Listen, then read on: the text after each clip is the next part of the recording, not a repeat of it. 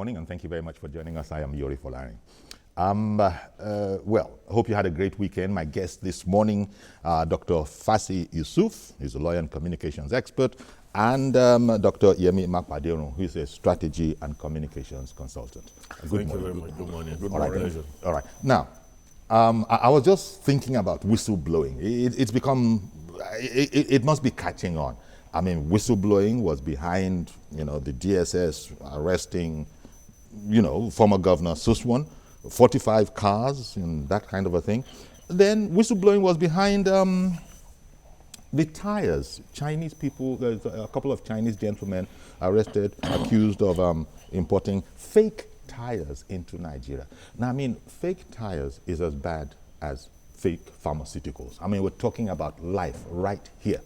That some people could be doing this kind of stuff, 5 billion naira worth. Clearly, you're going to need Nigeria cooperation or collaboration. And there are those people. So it seems to me that the people, arguably, have decided, you know what, we're taking our country back. Government can't do it alone. And so welcome whistleblowers. Although somebody was making a joke that at this rate, whistles are going to become very, very expensive in, in the shortest possible time. Fassi, give me your take on, it would appear the citizenry is stepping in now to help the government as opposed to its government's work. Rather, I want to say that the present administration is providing an enabling environment, a climate environment for whistleblowing. All along, I mean, before now, there was a whistleblowing. It was just that the attention we accorded it was not clement, and that you were doing it at your own peril, at your own risk. But now, government has came out to say that, look, we'll be too willing to accept whistleblowing, and not only that, we'll be willing to compensate whistleblowers. Indeed. So, even the environment is not only clement, but the incentive is there. And I think people now know that it's for real. I mean, like when they say it, they mean it. It's possible, just theoretically now, that in the past, they might not have had that confidence, Yemi, that you go blow a whistle, you might be putting yourself in all sorts of danger and nothing might come out of it. Now people seem to think that it's a different day and you can help authorities in this way. No, I think your assumption is not theoretical. I mean, it's been proven over and over that Nigeria got to a point where usually the hunter becomes the hunted, and where what should be the exception became the rule. And obviously that was what led Nigeria to the point of asking for a sweeping change, in 2015. And when the opportunity came and, they thought, they had an opportunity to take their country back, they had to vote for change. And one of the things that has changed is the buy-in by Nigerians.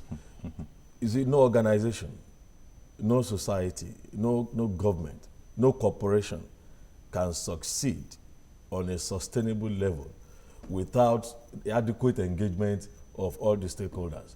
And of course, it is important that you properly even identify the stakeholders, in that environment or organization. And I think, in a way, government has succeeded, in engaging, in making Nigerians to own the fight, first and foremost, against official corruption, and in the wider ramification, against all kinds of, malfeasance and illegal activities that seem to have taken over. Indeed, and had become sort of the norm. Yeah. Fassi, how do you think that happened? What I mean by that is, we know there is impatience out there. People will cite, off the bat, since the president has come on board, things are still tight, things are still tough. But in spite of that, as Yemi put it, people are buying in. Otherwise, there wouldn't have been this cooperation. So, I mentioned to you earlier that the environment is now clement, and two, the incentives. Don't forget that. You think? But don't forget that one of the biggest ones, the whistleblower allegedly said, "I don't want any of it. I was just doing my duty." Yes, because it's also an incentive. The government's pronouncement backed by action. Don't forget that in the past, government was lethargic to this sort of thing. And it was business as usual. And as I said, if you had done it in the past, you were doing it at your own peril. I mean, like my colleague said, the hunter could become the hunted. I mean, practically that was the case. But as it is now, the government is marching west with action. And we are getting to be informed about government's actions. Because once you have openness, you have transparency, you have accountability in government's action, then you can expect that the people will key into it. But when government does not tell you where it's going or what it's doing, then people will show a lot of apathy. So what we're having now is that, well, we are seeing some action by government. We've seen the government being responsive, and there's no fifth columnist and all the rest. And even if we have fifth columnists, the activities are reduced to the barest minimum. So that is what is happening. Now, when you look at the things that are being revealed, I mean, it's shocking. The former governor, Soswan, Uzi rifles, AK-47 rifles, cash. It's still an allegation. Yes, this is the allegation. Yes. And the allegation also that something like 45 keys to cars. Exotic cars. Exotic cars. 21 certificate of occupancy. One right of occupancy. The kind of things that used to go on in darkness. See, it reminds me of when Buhari and Co came on and they said, you guys, you know about that pigsty business. The sty is incomprehensible. And people were saying, get on with the job, my friend, don't be talking. We can now see a lot of what they are not too happy about, that is those who are enemies of the current situation. And perhaps that will inform us as to why we're hearing all sorts of discordant signals against the president, trying to distract people, because progress definitely is being made. And I wouldn't be surprised if the security services didn't have more, but are still waiting to conclude their investigations. Indeed, beyond the security services, if you look at the case of the tires, they were impounded by the Standard Organization of Nigeria. So what that tells you, in essence, is that there seemed to be a rejig, Yes. in the institutions created by government, as regulators of the economy and the activities of businessmen.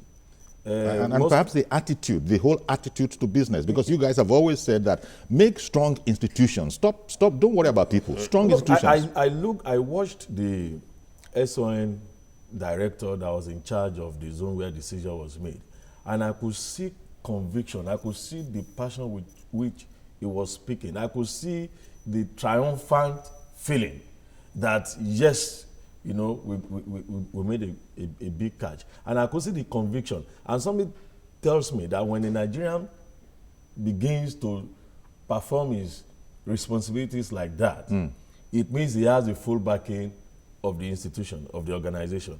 And he possibly does not even have any fear for his safety, because he seems, to have this sense of security, around him.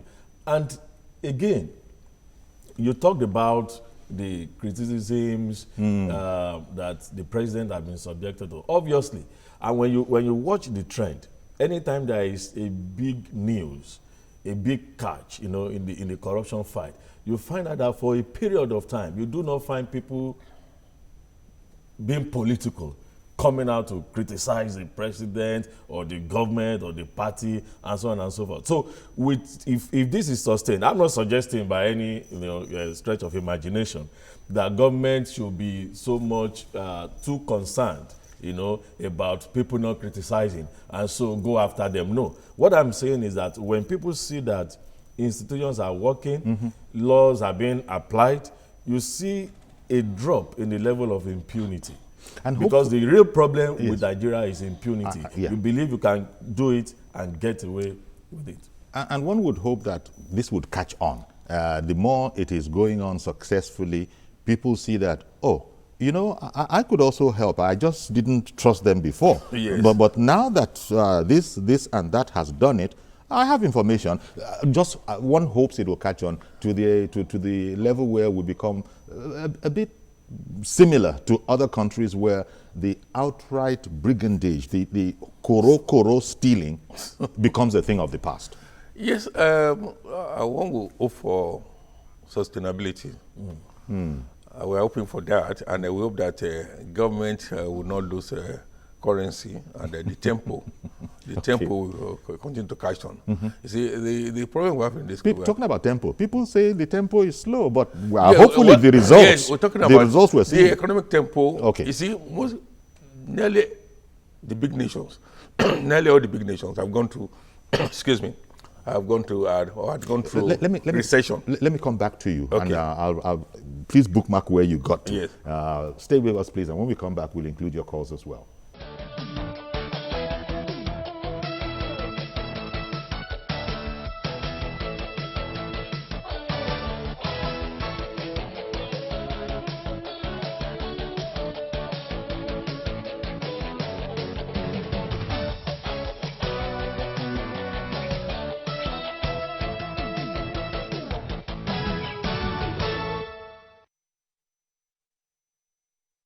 Okay, welcome back. We're looking at the effects of whistleblowing. We're beginning to see results, or are we? You can call in. We take your calls. And you were saying yes, that I was talking about a recession. Yes, because I was talking Yes. about people complaining about the slow pace. Most advanced nations, even developing nations, they've all gone through, and they will still go through recession. The management of recession is another thing entirely. I mean, America went through it before. We still go through it. Britain, same thing. Russia, China, and even countries like us, Malaysia, that's a little bit above us, Brazil, and so many other countries. You see, the thing that is unique to us is our unpreparedness and our attitude to life. You see, we are spoiled brats. You see, the cause of this nation has been crude oil. Before crude oil, we were managing ourselves. Remember, immediately after the Civil War, the then head of state came up to say that, look, the problem with us is that we do not know how to manage this money. No, yeah, you're right. So much money. That famous, yeah. Yes, I will not mention the name. So, which name will you not mention?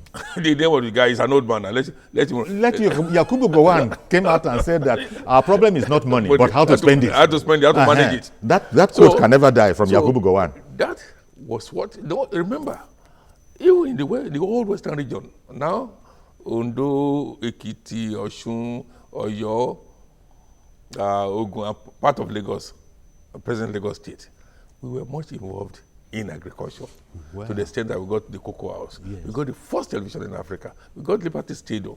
We got Apapa Industrial Estate, Ikeja Industrial Estate, and all that. And then following the arrival of money, we just neglected all that. And nobody was proud to say he was a farmer. Nobody was proud to say I was a student. Nobody was proud to say I was an inventor. And that brought us to, and all of that brought us to the present day. Over a long period and all the rest. I mean, we're not talking about $153 million, for example, that one individual. Although she has jettisoned the money and said, it's not mine, it's not my money. Yes. But it's still there. But Mama Peace is saying that, look, this is my money, gift from people. I mean, imagine that. Mrs. Jonathan. Yes. Yes, she said it's her money, it's a gift. A gift. No, it's gifts from people. Yes. And somebody else of recent said it. So you see, how we're talking about something broke. You see, if we're talking about millions of dollars that is the problem. In this form, something broke. See, kleptomania. When you steal things you don't even need, you steal things you don't even need. That is the problem with the country. Yes. With the country. And coupled with the fact that hard work was not being rewarded. All that led us to where we are today. And again, the insincerity of government, the lethargic attitude of government. Past governments. Yeah, past governments. Government will tell you they're going to do this. At the end of the day, they do something else. And when you see the citizenry, seeing what government was doing, what do we expect? They can't trust them. So, until now, it was difficult for government for people to believe what government is saying. Maybe with what Buhari and Osinbajo are doing, we hope that things will start to turn around. Let me bring in Mr. Usman in Maiduguri. Good morning, sir. didn't wait We that lost long. that. I'm so sorry. See if you can get in again, Usman, and I'll just come to you immediately, even if it is a mid-sentence. And I hope it is my mid-sentence, not any of my guests. So there you look at it, Yemi. Things are just, I mean, I just remember the 153 million. The other guy, Mr. Yakubu, Andrew, Mr. Andrew Yakubu, Yeah. that was something else again. 9 points. Yes, And there was another $131 million. it just illustrates what Fassi was saying, that things went haywire, no values, no morals anymore. The ordinary man was just kept permanently down there, and a few people that got into the corridors of power. And now Desani is talking about 153 million, but nobody may get them. Why EFC traced it to her account? Good morning, Mr. George. Good morning, Uncle Yori. Good morning, sir. And good morning to the gentleman in front of you. Good morning. Uncle Yori, I called the other time and I was wondering why the acting CGN has not demonstrated that he is anti-corruption. The problem we have with this whistleblowing is we be prosecuted, we people pay for their sins, and if that is to happen, it is only the judiciary that can tell. Where is the judiciary that will execute all these things? But be that as it may, Uncle Yori, let the people be named and shamed. If that is the only thing we can get from it, it's still something. Mr. George, I didn't get that. Did you say you have your doubts whether government would come through with its own side of the bargain? No, I'm saying whether these charges will go to the courts. Oh, okay. What will be the attitude of the judiciary to these things? Oh, okay. Already, some lawyers have teamed up with Mr. Yakubu, for example. For example. He came back to demand, shamelessly say that the money should be given back to him. I think in the process of naming and shaming the people in one way or the other, the lawyers that are accomplices should also be shamed. Okay. If that's the only thing we can get from the process, we are starting somewhere, and that would be something. Indeed. Thank you very much, Mr. George. Fassi, let me come to you, because you're a lawyer. And the point I wanted to bring is I've often heard that every person has a right to defense. But here we're talking about disgraceful situations. So there are people who are wondering, wait, lawyers know the shame. Wait, I know it's business. I know it's lawyer. They know the shame. To laymen, that may appear so. But regrettably, in the eye of the law, it is not so. Okay. See, there is this legal maxim that says it's better for 100 accused persons to go scot-free, to be on the street, than for one innocent soul to be convicted. That's rule of law. Yes, that is a legal maxim. But it's part of the rule of law shenanigans. No, legal maxim, not really rule of law as such. Okay. You see, the point we're making is this. You see, the current CJN or the judiciary as the third arm of government is not the maker of the constitution. The people decided, or we might say that the military voiced the current constitution or not. But that is the constitution as it is, not the constitution as it ought to be. There's a difference between the constitution as it is and as it ought to be. I mean, and we can only this work may with appear as superfluous, it is. this may but appear, we can only work with as it is. What we have. So the judiciary cannot embark on any voyage of discovery. Let me come back and continue this line of thought, because I want to bring in Mr. Marvelous from Ikosiketu. Good morning, sir. Hello, good morning, Mr. Yori. Thank you very much for calling. And good morning to your two guests in the studio. Yes. I quickly want to say that if you are talking about whistleblowing, there should not be any isolation or party or politics in it. Let us be honest. If you are saying whistleblowing, a few months ago, we had the case of Jubrin from the House of Assembly. What happened to the case? We heard the case was quashed. If I saw my representative from my K2 representing Koshofe clapping his hand, jubilating, that Jubril has been suspended, that he should go for mental checkup, he should go for health checkup. In the case of whistleblowing, we also had the former governor of South, Rivers State to be precise, that squashed the money, and the current governor went and invited media officials, 4 stations, to come and video that the state governor went away with water dispensers, picture, every single thing in the state government house. Nothing happened. The minister, the former governor, who is now a minister, was even saying that nobody can arrest me, I am above the law, I have not collected bribe. In the case of whistleblowing, for me to support it, let the thing go around. Let the thing not be like, if you are in APC, the whistleblowing effect cannot touch you. Let it make it go around. Okay. Thank you very much, Mr. Marvelous. Thank you very much for calling in. I hear what you're saying, and it's been part of the discourse. There are people who are saying that. So your point is taken. But back to, where in fact... Well, you were talking about the judiciary, whether it will be able to... Because remember, the president had said, Yemi, that my only area of concern very early on is the judiciary. Meaning by that the judiciary is such a powerful and important organ that is yet, from the president's point of view at the time, to live up to the whole promise, especially as it relates to the war against corruption. Now, people hoot in derision, laugh in derision when they hear that Mr. Andrew Yakubu actually now turned around and demanded his money back, that this was gift from friends. And I've heard it that he doesn't have that kind of liver. It's the lawyer or a team of lawyers who have said to him, this is the way to go. So you begin to, taking fully Fassi's observation, the legal maxim and all of that, taking that fully, you then look at the boldness that we thought we were coming out of. I don't know how we're going to go about this, because we must be a law-abiding society, but when you turn around and say 9.7 million naira hidden in your village in a house, dollars, $9.7 million hidden in your house in the village, it's my money. Why wasn't it in the bank?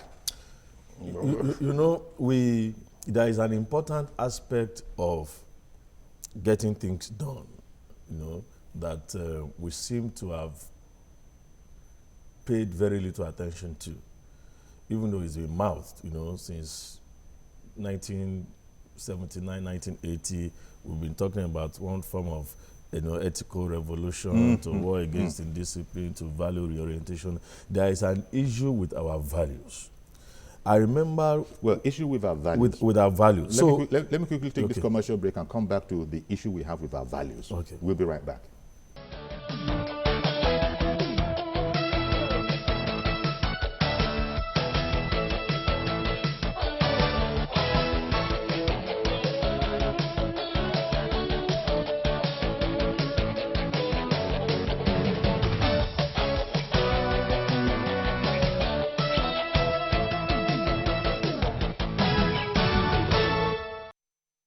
Welcome back. Keep your calls coming in. We're looking at the whole matter of whistleblowing catching on, a good thing. And Yemi, you stopped at the issue of our values. Yes, I just raised the issue of the importance, the critical importance of values to any organization. Look, if I want to become, a world champion in sports, there are certain conducts that I must internalize, that must guide that vision so that I will attain it. So in Nigeria, everybody wants the best, but we have forgotten a very important ingredient. And that's why when you talk about the judiciary, you talk about lawyers, they are all part of the Nigerian system.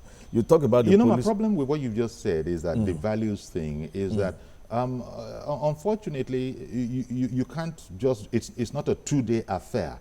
The whole issue of values has to have internalized as part of your foundational development. That is why a thief will always be a thief, especially if you have parents who are thieves as well, until he has a soul to Paul conversion. But I'm going to come back to you. I know you maybe have to say something on top of that, because Mr. Okpeodu has called in from Papa Ajawo. Good morning, sir. Good morning, Uncle Yori. Good morning, sir. Indeed, I'm grateful for your program. Based on what we are discussing on now, you see, the problem of Nigeria is that this time around, we don't care for good names again. will take time to build it. But this time around, it is money that we respect money. Once you get that money, people forget about all your atrocities. They just want to welcome you with the money. That's the problem we are facing. Indeed. And we thank God for this administration that, yes, they are fighting it out gradually. And our prayer is that God will assist the government. And thank you Nigeria very will much, be better Mr. for us. Okweodu, for calling in. I think Mr. Okweodu just hit it on the head. Exactly. Because See, we have you this can't get values in warped- 2 days. Yes, You can't get values in 2 days. I mean, you can know it, that The this is the decent- new value. Yes. But here you are. You've been stealing all your life. People have been stealing all around you. You got to where you were by stolen money, education all over the place. So you've come to understand that nobody who is sensible relies on his salaries in Nigeria. And that's terrible. But there are look, people who believe like that. even around Jesus, he had 12 disciples. The one who was put in charge of the treasury became the black sheep. So there will always be thieves. Yes. But when you celebrate thieves, you see, that's why I said at the beginning of the day, what should be the exception over time had become the rule in Nigeria. That celebration of thieves, inadvertently, accidentally, I mean, it wasn't a conscious effort, was it? I mean, It's been conscious. Yes, been conscious. with full consciousness. No, you eat out of people will say, no, he's not a thief, he was victimized. But we got into a stage in Nigeria where they say, well, he's our thief. Go deal with your own thief. He is our own thief. So you're talking about it is that value. bad. And you have bishops presiding over services. You have imams presiding over services to celebrate such people. So That is the high, something happened. and then you are talking about judges and lawyers. So we're still in the middle of whatever it is that has happened. Look, Sorry, sir. Let me bring in Yakub from Dokwemo. Good morning, sir. Yeah, good morning, Siviori, and then good morning to the two wise men in the studio. Thank you. Unfortunately, the man is my namesake, Andrew Yakubu. But I'm very glad to God Almighty Allah. I'm a salam. What did you say? You said the man is from your state.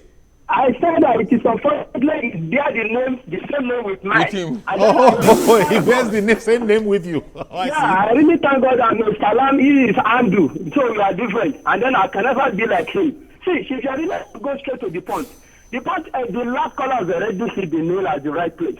You see, when you in a society where you saw somebody that they take to court and and then they charge him, and they finally go to prison. When the man now comes down to Nigeria, they will celebrate the person.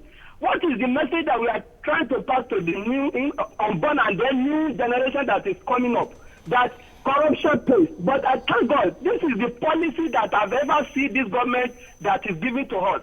Even me as a person, I was looking where I would blow the whistle set, because blowing the whistle is not something that everybody in Nigeria should need to do.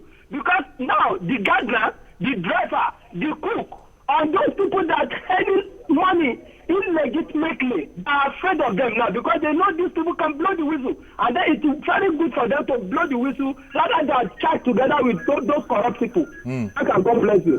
Thank you very much. Talking about values having collapsed, Diezani is on the front page of one of the papers, at least it might be more, but I have just 3 in front of me here.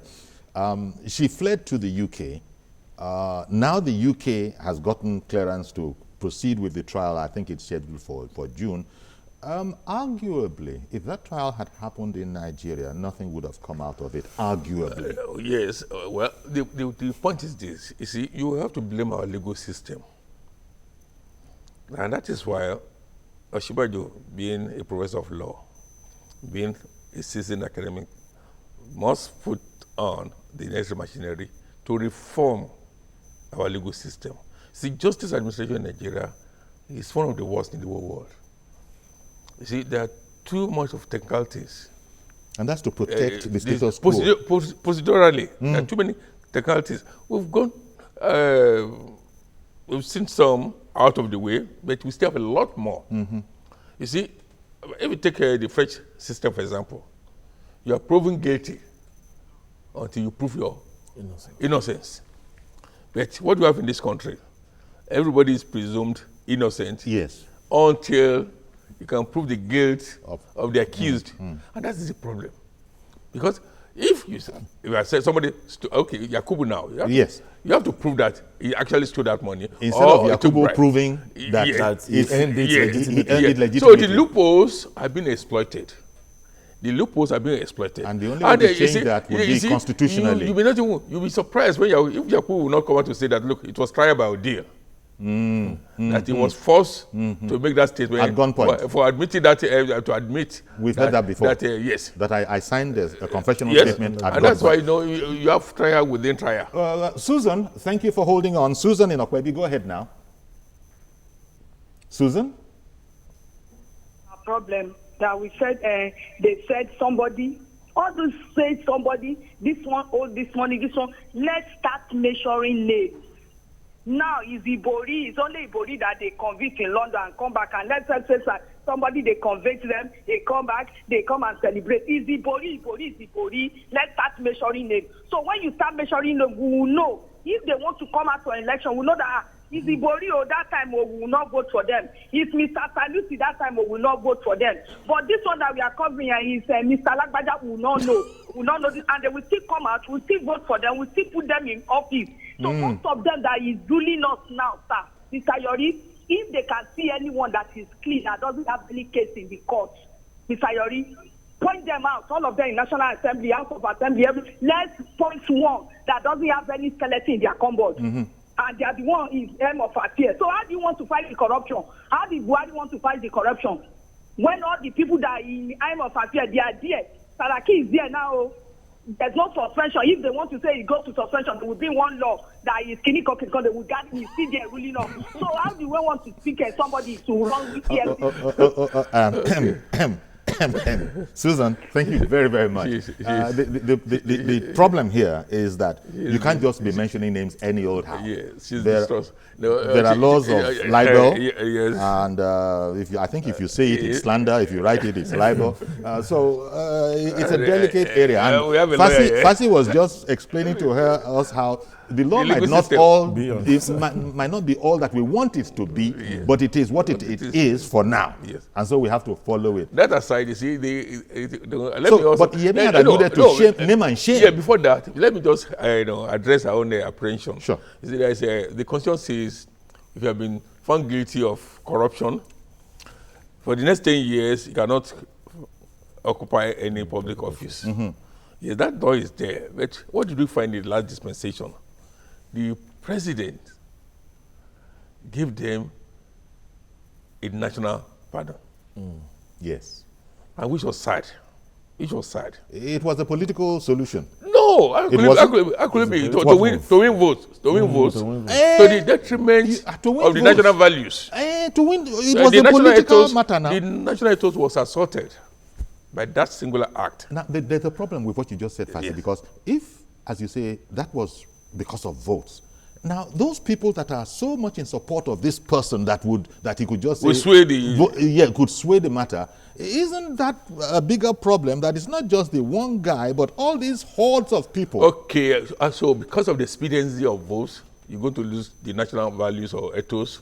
Well, that is what has led us to where we are today. Okay, let me include Sam in the conversation. Sam is in Taraba State. Good morning, Sam.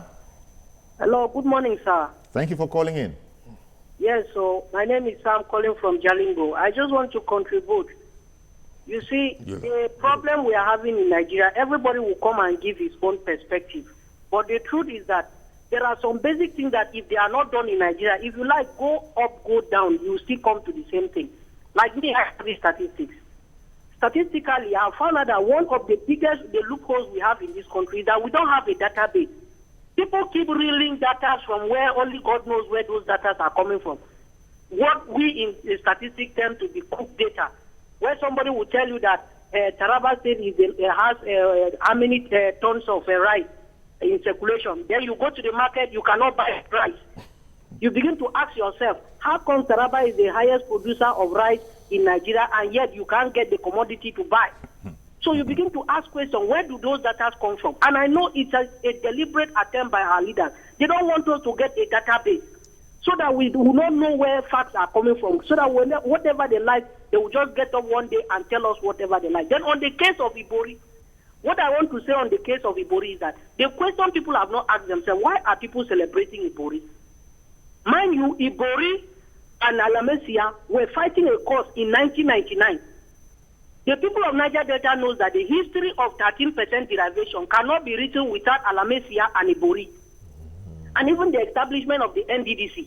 Okay. So now just before you go, Sam, do you want to say anything about whistleblowing, our main subject? Yes, before we can have a whistleblowing, just like now, the number that we need to call and the email that we need to respond is very, very important. So that if you get the number or the email, which will be open to even an ordinary man. When you see something going wrong, you can call that number confidentially and deliver your information, and also an email. Yes. I want it to go around the state. And EFCC should not be only in Abuja; they should be in the various states. Fair point. I mean, because you don't know how to go about being a whistleblower. What you can say is that the sensitization is not enough. The awareness has not been created that much. Yes. But the federal government has released the email to send messages to, the numbers to call. I think what is left for the government to do is to engage the media. Yes. So that because police had PMB 822 at one point, you know, where you could do confidential. They should engage the media, both traditional and social media, so that they can display the email address and the telephone numbers on the various platforms. And bring the whole concept closer to the people. So that it will become a single, that any child in primary school who sees his teacher or his headmaster will know, engage in one form of offense or whatever. He knows how to send a message. As I said, just like... And if you see your father too... I'm just remembering... if I see you already bringing millions of dollars and all the rest... Leave that part. I will not be bringing millions of dishonest dollars anywhere. Stay with us. We'll take a quick break and be right back.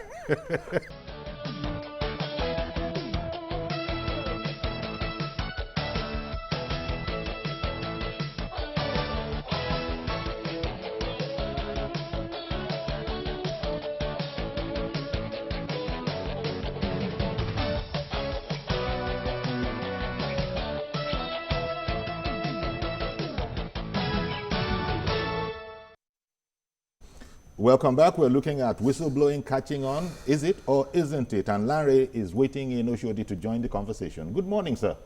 Good morning, Uncle Yori and the two gentlemen in the house. Good morning. There's one thing I just want to say. All the people that have been saying that the war against corruption is on one-sided, this is an opportunity for them now to get information about even those that are in government and blow the whistle. You know, because people will be saying it is towards APC. So, as far as I'm concerned, all the parties members, they are the same. Maybe a reflection about 1 to 2%. That person said about 36. APC doesn't like to hear that. I know. Anytime they are in the open, you will see them. You will see this one is from PDP. You can link all of them even though the parties won't agree with you. But I hear what you're saying. For Nigerians who are saying the fight against corruption is one-sided, please blow the whistle now. If you blow the whistle and they not respond, find a way of making it open. We cannot continue like this. We cannot continue. Go to all neighboring African countries now. There are already problems everywhere. Yeah. You can't even bring in anything again. Thank you very much for calling in, Larry. We can't continue like this, and that seems to be what the citizenry is saying, because they're taking up government on its offer. You tell us and we'll take it from there. We can't know all these things. In fact, it goes back to grassroots support that people say is crucial in political endeavors. And now government is sort of keying into that. Ownership. But then the ethical rebirth, that's my concern. We all know where we should be. Yes. But when your body is in the past, how do you haul it into the present? Especially when there's going to be, there was easy money. There was easy money before. Now you're going to have to work for 30 days to make one pay. What I've advocated as a lawyer is that make it look like the French system, where every accused person is pronounced guilty until the accused can prove that it is not so. Not the current situation where the law, the system allows us to bring in also all forms of technicalities to say, come and prove that I stole. But the only way to get where you're going is by constitutional change. Oh, no, our laws, the way it is now. First of all, it has to be mooted. The idea has to be bought. Yes, it has to be mooted by government. From there, it goes to the National Assembly. From there, it's passed. Okay. Mr. Yakubu, calling in this time from Adamawa. Good morning, sir. Good morning, sir. Good morning, sir. Good morning. Please go ahead. I won't interrupt anymore. Yes, I want to contribute about the issue of corruption, fighting corruption in Nigeria. Whistleblowing. Whistleblowing as a device of fighting corruption. Right. Talk about that.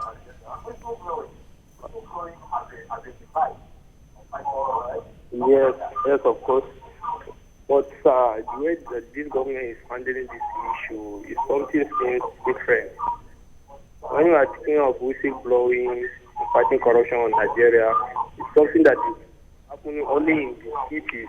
When you come to the local level, there's nothing like whistleblowing. You still find up to this level that politicians and some government officials up to now they engage on corruption day by day. Okay. Well, thank you for calling in, Yakub. I understand what you're saying. You can't clean it all out in one day, but it has begun. It's like we hadn't seen this before. Fasi pointed out at the top that whistleblowing as a concept is not new. It's not this administration that brought it about, but it is this administration that is actually working it. And so the beginning, maybe walking the talk. Yes, they're actually walking the talk, putting their money, so to speak, where their mouth is. But I take what you're saying that there's still, and it goes back to the point that has also been made here, that there's so many incidents and people know of these incidents, people who are not DSS, who are not police, who are not security people, they know of these incidents, but don't know how to go about it, if at all anything is possible. They knew. It was the system that was not favorable to them. You see, the system was not clement, was not receptive to whistleblowing until now. No. I think the environment has changed. Okay. Tony in Iba, good morning. He's not there. We thought Tony was in Iba, ready to speak. Yes, Ijagamo is in Iba, LCDM. Okay. In fact, this whistleblowing is one of the finest policies of the present administration. But the question I want to ask is, what if I blow that whistle and the person I blew whistle against is a member of the ruling government? So if they don't take it up, what can I do? That is the first question I want to ask. Again, on the issue of fearing either slander or libelous act, when you mention people's name, honestly, that is what is aiding corruption in this country. When somebody is already convicted, what are we afraid of again mentioning the name? That is why it baffles me when you see convicted criminals, even in the press, they will blindfold their eyes instead of exposing such people. Do we continue to be in sin so that grace will abound? I get what you're saying. They will obscure their facial features, not blindfold them. Those are suspects. Because they are suspects. But if you're a convict, you have nothing to protect. The case has been settled. No integrity to protect. Yes. And if you talk about defamation, or libel is part, slander is also part, you have nothing to protect. Yes. Because you're already convicted. So what are you protecting? Of crime, of corruption. Yes. So what are you protecting? And that helps to explain the point of why it would appear people are being reticent about mentioning names. If, for example, now, somebody that has not been convicted, you have to be circumspect. Because at the end of the day, if the person is not convicted, then the person can sue you. So that's our law.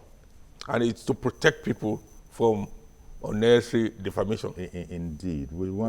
And this is the problem with the law. That's why it's sometimes called an with ass. The law? Yes, the law is sometimes called an ass by even lawyers themselves who are frustrated that No, no, I'm not frustrated. But I can say the lawyers and I'm not frustrated.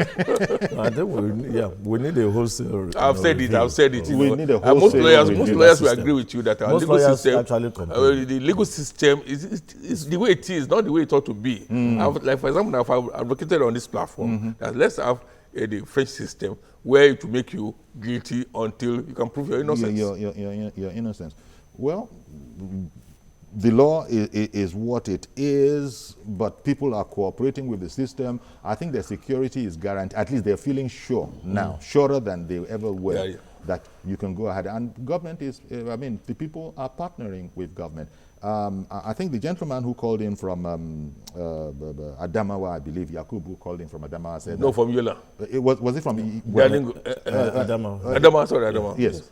He said, look, speaking as he was, there are instances. And going back to, I just remembered, going back to the point that was made by the last caller, that how about if a whistleblowing should actually be indicting someone in government? It doesn't matter. It really doesn't matter. It's irrelevant. Yes. Whoever. And I'm not sure such offenses are started bad. Yes, there may be a high chance or a reasonable chance that somebody who is serving a current government and highly connected may escape. That is a reality, not just in Nigeria, but everywhere. It's temporary. It's temporary. Yeah, but it's temporary. I don't know. Yeah, exactly. It's temporary. Besides, one would hope not. By which I mean that it took President Buhari long enough to give us his cabinet. François Hollande left office how many years ago in France? So he's just been probed now and tried. So no statutes barring. That's the whole point here. Yeah. Well, quite frankly, we've run out of time, and but I think it's a good thing. It's a good beginning. It's a good beginning, but very, very key to it. Fassi pointed it out. The ethical revolution that is needed to back this up. Because we can't have people continue to steal and have people continue to blow the whistle. We have to arrive get to a point that the sound of the whistle will be unnecessary. Will be unnecessary. So we have to get to that point where there is much less stealing than the stealing with style, with panache that's going on. People don't steal $500,000 anymore, dollars. People don't steal $1 million anymore. There seems to be a competition. There seems to be a competition about how outrageous we must outwit each other can be. So, kudos to the whistleblowers, kudos to the authorities, indeed, kudos to all Nigerians who seem to have taken the what is it now? The whistle future. Up. Oh, to take the whistle up. Well, to take the whistle. Somebody joked that whistles are going to become expensive. We're everybody using one. Yes. Thank you very, very much, Dr. Fassi Yusuf, Chief Dr. Fassi Yusuf. Thank you. Lawyer and communications expert, and Chief Yemi Makwadin, strategy and communications consultant. I started at the top with Doctor. I ended in the kingdom of Yorifolare. Thank you very much, gentlemen. Okay. God willing, we'll be back tomorrow with a fresh edition of the program. I'm Yorifolare. Bye-bye for now.